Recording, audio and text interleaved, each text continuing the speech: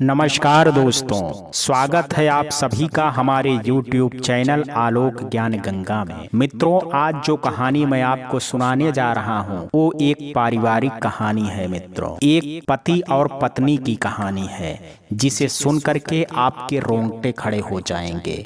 इससे पहले कि मित्रों आप हमारी कहानी में खो जाएं, अगर आप हमारे चैनल पर पहली बार विजिट कर रहे हैं तो कृपया चैनल को सब्सक्राइब कर लें, बेल आइकन को प्रेस कर लें ताकि इस तरीके की कहानियां जो हर रोज मैं लेकर के आता हूं उसका नोटिफिकेशन सबसे पहले आप तक पहुंचे। तो चलिए मित्रों, देर ना करते हुए कहानी को शुरू करते हैं। इस दिन घर में रोज सुबह वाली हलचल थी। मीना सबके लिए चाय बना रही थी। प्रभा देवी और उनके पति रामदयाल जी सुबह की सैर कर घर में बस घुसे ही थे और सौरभ, मीना का पति, अभी सो रहा था। मीना उसे चाय बनाने के बाद ही उठाती थी। मीना ने रोज की तरह सास ससुर के आने से पहले ही अखबार बरामदे की गोल टेबल पर रख दिया था। मीना, चाय बन गई हो तो सौरभ को जगा दो। प्रभा जी बरामदे की कुर्सी पर बैठते हुए आवाज लगाई। किचन में काम करते हुए मीना ने सास की आवाज सुन एक नजर चाय के भगोने पर डाली। चाय बन चुकी थी। गैस बंद करके अच्छा अम्मा बोलते हुए सौरभ को जगाने चली गई। कुछ ही देर में सौरभ आ गया और पीछे से मीना चाय की ट्रे ले करके आ गई। रोज की तरह सास ससुर बेटा बहू सब साथ बैठ करके चाय पीने लगे। ये परिवार का रोज का सगल था। ससुर और पति अखबार पढ़ते और सास और मीना इधर उधर की बातें करते। अखबार और चाय की चुस्कियों के बीच सौरभ की नजर घड़ी पर पड़ी तो एहसास हुआ दफ्तर के लिए तैयार होने का वक्त हो गया है। जल्दी से अखबार निपटाते हुए बोला, अच्छा आज शाम सब लोग तैयार रहना, मैं जल्दी आ जाऊंगा। मिंटू और प्रिया के लड़के का बर्थडे पार्टी में जाना है और मीना तुम कोई गिफ्ट खरीद लाना। सौरभ शाम का प्रोग्राम बता करके वहां से उठ चला। रामदयाल जी तो अखबार में तल्लीन रहे, लेकिन उम्मीद के मुताबिक प्रभा जी और मीना की नजरें मिल ही गई। प्रभा जी ने मीना से बिना कुछ कहे सब कुछ कह दिया और मीना हमेशा की तरह शर्मिंदगी से नजरें नीची कर अखबार देखने लगी। मिंटू सौरभ के ममेरा भाई था और प्रिया उसकी पत्नी, लेकिन भाई बाद में, जिगरी दोस्त पहले था। दोनों हम उम्र थे, एक ही साल और महीने में दोनों का जन्म होता था, लेकिन दोस्ती ऐसी कि दोनों बचपन से ही बर्थडे भी एक साथ मनाते, कॉलेज भी साथ गए। एक साथ सब करने का जुनून नहीं रुका। दोनों ने शादी भी एक साथ ही की थी, लेकिन उसके बाद इस जुगलबंदी में ब्रेक लग गया। शादी के 2 साल बाद ही मिंटू के घर तो बच्चा हुआ, लेकिन शादी के 8 साल बाद भी सौरभ और मीना आज बच्चे को तरस रहे थे। शुरुआती कुछ सालों में तो अभी बच्चा प्लान नहीं कर रहे थे। बताते हुए बीत गए। उसके बाद कुछ 1 साल और अब बच्चा कर लो सुनते हुए बीते, लेकिन अब कोई प्रॉब्लम है क्या का जवाब देते हुए बीत रहे थे।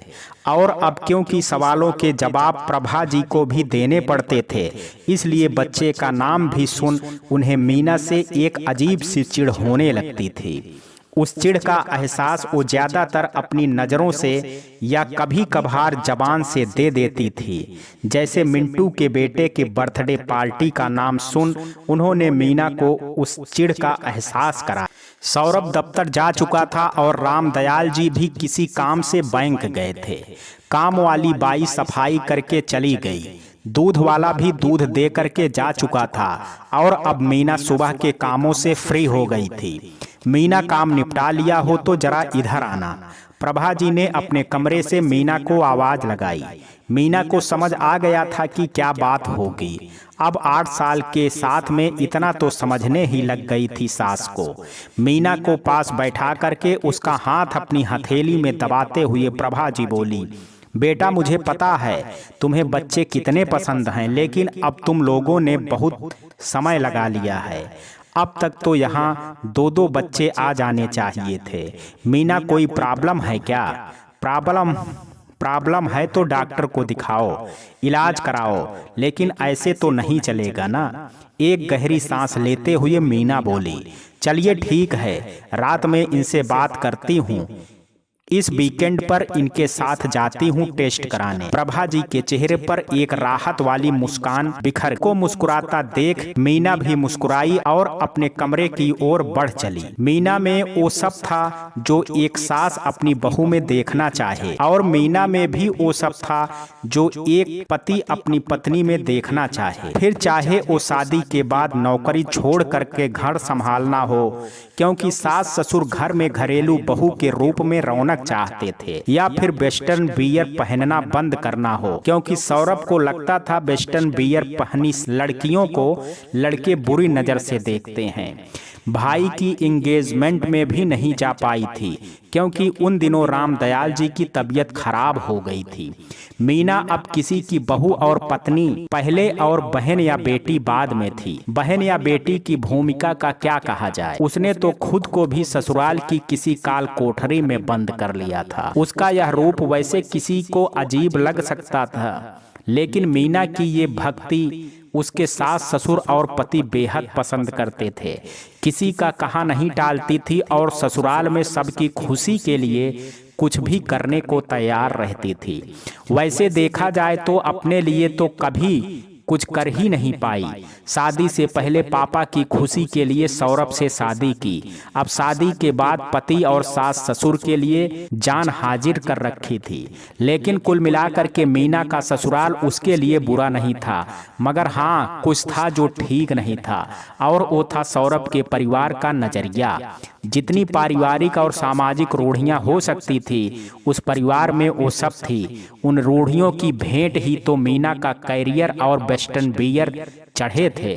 यादव परिवार के अनुसार लड़कियों को लड़कियों के रूप में ही रहना चाहिए, क्योंकि इसी में उनकी इज्जत है, और लड़कियों को दबलच के रहना चाहिए, क्योंकि जमाना खराब है और बहुओं पर बड़ी जिम्मेदारी होती है, क्योंकि ससुराल की इज्जत उन्हीं के कंधों पर होती है।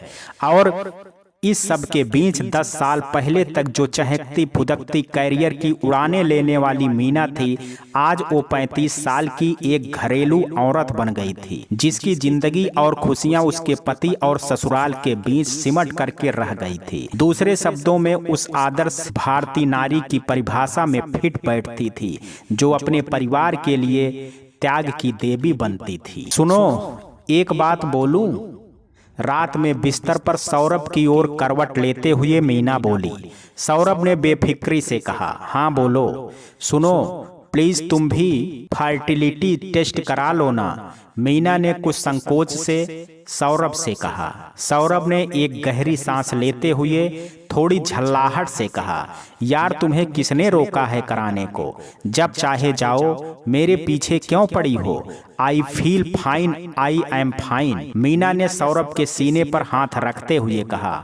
अरे I know you are fine, लेकिन प्लीज मम्मी जी की संतुष्टि के लिए हम दोनों को फर्टिलिटी टेस्ट करा लेने चाहिए। आज सुबह ही बोल रही थी इसके लिए। अगर मुझे इलाज की जरूरत है तो कम से कम इसी बहाने पहले प्रॉब्लम तो समझ आए। सौरभ ने मीना को अपनी ओर खींचते हुए कहा, ओके सैटरडे को चलते हैं, फिलहाल अभी तुम खुद टेस्ट करा लो। दोनों हंसते हुए एक दूसरे में समा गए। सैटरडे को सुबह बड़े अनमने ढंग से सौरभ मीना के साथ टेस्ट कराने गया।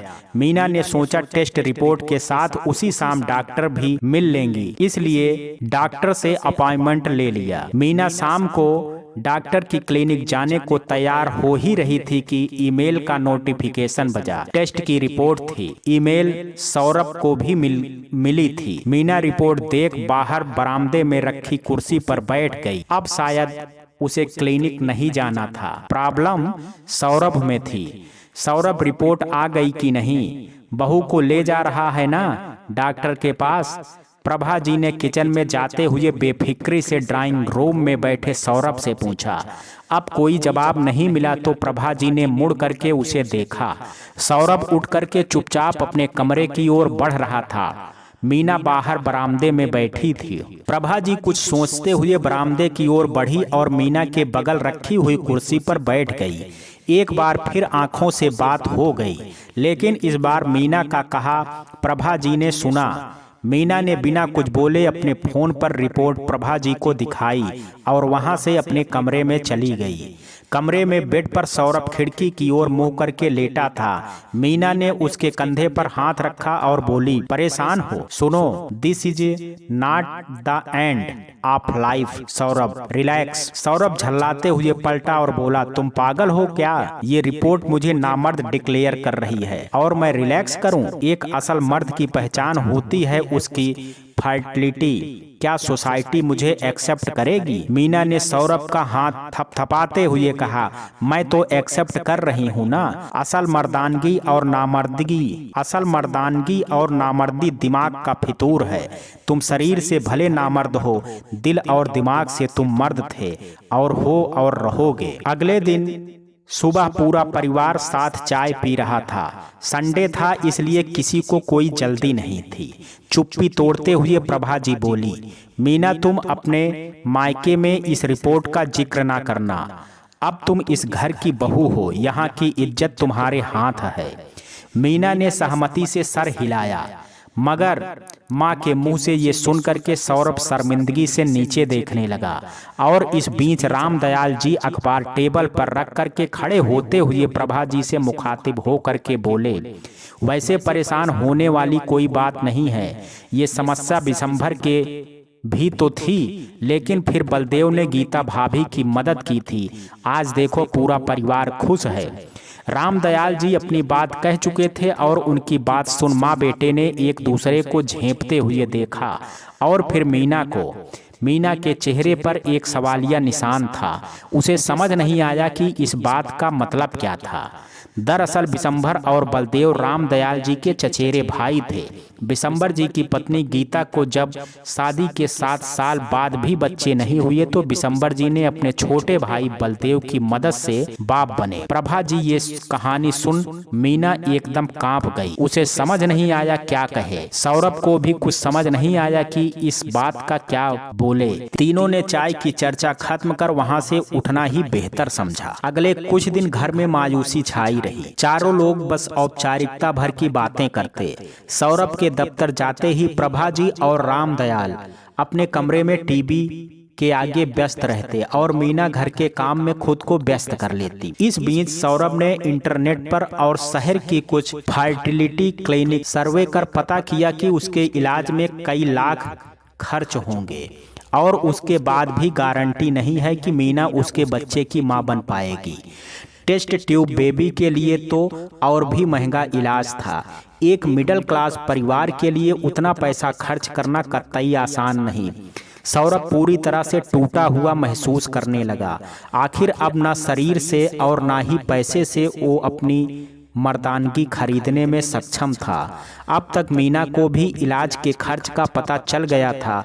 वो भी जाहिर तौर पर लाचार महसूस कर रही थी। एक दिन सुबह चाय पीते हुए बड़ी हिम्मत करके मीना बोली, अडाप्ट भी तो कर सकते हैं बच्चा। मीना की बात सुन तीनों उसे घूरने लगे। इससे पहले कि कोई कुछ बोलता, रामदयाल जी की आवाज में सख्ती ला करके बोले, किसी का गंदा खून हम अपने खानदान में नहीं लाएंगे और ये जान लो इस समस्या के डॉक्टरी इलाज विलाज में कुछ रखा नहीं है। बदनामी धाते में इसी की मदद से करा लो। हम दोनों को ऐतराज नहीं है। अब तुम दोनों तय कर लो क्या करना है। अगर हमारी और घर की इज्जत का ख्याल है तो इस घर का अब एक चिराग लाओ। मीना के सास ससुर ये बोल करके चले गए। मीना ने एक नज़र सौरभ को देखा। वो चुपचाप उसी को देख रहा था। कुछ पल बाद बोला, अडाप्ट करने में मेरी भी बदनामी होगी। सब मुझे नामर्द समझेंगे, आई मीन जान जाएंगे। सबकी भलाई इसी में है कि तुम प्रेग्नेंट हो जाओ। ये सुन मीना बोली, मगर कैसे प्रेग्नेंट हो जाऊं मैं? सौरभ ने अपनी असहजता छिपाने का मुंह फेरते हुए बोला, मुझे ऐतराज नहीं है अगर तुम किसी की मदद लेती हो प्रेग्नेंट होने में। I will trust you. ये कह करके सौरभ भी वहां से चला गया और अब अब मीना ने सिर्फ अकेले बैठी थी बरामदे में, अकेला महसूस भी कर रही थी। मीना को अचानक इस पूरी सिचुएशन की जिम्मेदारी अपने कंधों पर महसूस होने लगी। खानदान की इज्जत, पति की बदनामी और ऐसी तमाम बातों में वो एक एक करके फिर भूल गई कि वो एक औरत पहले और किसी की बहू और किसी की पत्नी बाद में है। यकीन करना मुश्किल है, लेकिन मीना को भी प्रेग्नेंट होने में किसी की मदद लेना ही एक वाजिब तरीका लगा। अगर अब सवाल था मदद आखिर कौन देगा, किससे मांगी जाए मदद। मीना को कुछ समझ नहीं आ रहा था। उसे अगर कुछ सूझ रहा था तो वो था किसी की मदद से प्रेग्नेंट होना। उसे लग रहा था कि मानो बस उसे किसी कड़वी दवा का एक घूंट पीना है और फौरन नतीजा हाजिर होगा। उसे इस बात का कतई एहसास नहीं था या शायद सोचने की हिम्मत नहीं हुई कि इस मदद का मतलब किसी गैर मर्द से हम बिस्तर होना है। एक बार नहीं, शायद कई बार। किसी विवाहित महिला को प्रेमासक्त हो करके या कामेच्छा से किसी पराये पुरुष के साथ हम बिस्तर होना एक बार को समझ आता है, क्योंकि ये महिला का निजी सोच और उसकी भावनात्मक और यौनिक स्वतंत्रता की बात है। लेकिन किसी विवाहित महिला का किसी पराये पुरुष के साथ सिर्फ इसलिए हम बिस्तर होना क्योंकि वो प्रेग्नेंट होना चाहती है, समझ और नैतिक व्यवहारिकता से परे है। इन सब विचारों से दूर मीना सौरभ के पास जा कर के बोली, सौरभ, मैं किसी की मदद लेने को तैयार हूँ। सौरभ के चेहरे पर एक मुस्कान बिखर गई, मगर वो मुस्कान पत्नी के प्रेम, त्याग और बलिदान के सम्मान वाली नहीं थी। वो मुस्कान जीत वाली थी। मिंटू के बारे में क्या ख्याल है? सौरभ ने कुछ झिझकते हुए पूछा। मिंटू भैया? यह नाम सुन मीना एकदम घबरा गई और उसकी आंखों में झरझर करके आंसू बहने लगे। जिसे भैया कहती हो और शायद मानती भी हो, उस देवर से ऐसी मदद लेने का मतलब मीना को अब समझ आने लगा था। मीना गर्दन झुकाए चुपचाप बस आंसू बहाए जा रही थी। आंसुओं के रूप में वो शायद अपनी लाज, शर्म, नैतिकता और इज्जत से निजात पाना चाह रही थी, क्योंकि ससुराल की इज्जत और पति की मर्दानगी और प्रतिष्ठा बनाए रखने के लिए जरूरी था। जब पति उसका परमेश्वर था और ससुराल उसकी सामाजिक पहचान, मीना चुपचाप मान गई कि किसी गैर मर्द के साथ अपनी रातें बिताना परिवार की प्रतिष्ठा के लिए जरूरी है। सौरभ ने मीना की पीठ सहलाते हुए खुशी से मुस्कुराते हुए कहा, मिंटू तैयार हो जाएगा। इनफैक्ट हम दोनों की तो हमेशा से ये इच्छा थी। मीना को ये कुछ अजीब लगा तो वो सौरभ का चेहरा देखने लगी। सौरभ हंसकर आंख मारते हुए बोला, वो तुम्हारे साथ और मैं प्रिया के साथ। एक बार हो जाएगा तो फिर आगे के लिए आसानी हो जाएगी। आजकल तो स्पाउस स्वैपिंग कॉमन है। मीना के आंसू बहना अचानक रुक गए। उसकी आंखें फैल गई और चेहरे मानो पत्थर सा हो गया हो। काटो तो खून नहीं, उसकी ऐसी हालत तो होनी ही थी। आखिर उसके परमेश्वर के पैर मिट्टी के जो निकले, उसके आंसुओं से भीग कर शायद उस मूरत की मिट्टी गीली हो गई और वो मीना की आंखों के सामने उसकी नजरों से गिर गई। जिस पति के लिए वो अपना सब कुछ त्यागने को तैयार थी, वो पति तो दरअसल अपनी घटिया हरकत के लिए उसका इस्तेमाल करना चाह रहा था। मीना में अचानक बिजली की तेजी आई और उसने एक झन्नाटेदार तमाचा सौरभ के गाल पर रसीद किया और बोली, तुम वाकई नामर्द हो। मैं किसी नामर्द के साथ नहीं रह सकती। सौरभ गाल पर हाथ रख करके उस तमाचे की गूंज में नामर्द का शोर सुनता रहा और उसी तमाचे की शांति में मीना खुद को ससुराल की उस काल कोठरी से निकालने चल दी। तो मित्रों, ये कहानी आपको कैसी लगी? आप अपनी राय मुझे कमेंट बॉक्स में जरूर दीजिएगा। वीडियो अगर पसंद आया हो तो वीडियो को लाइक, शेयर और चैनल को सब्सक्राइब करना ना भूलें। कल मिलते हैं एक नई कहानी के साथ। तब तक के लिए जय हिंद, जय भारत।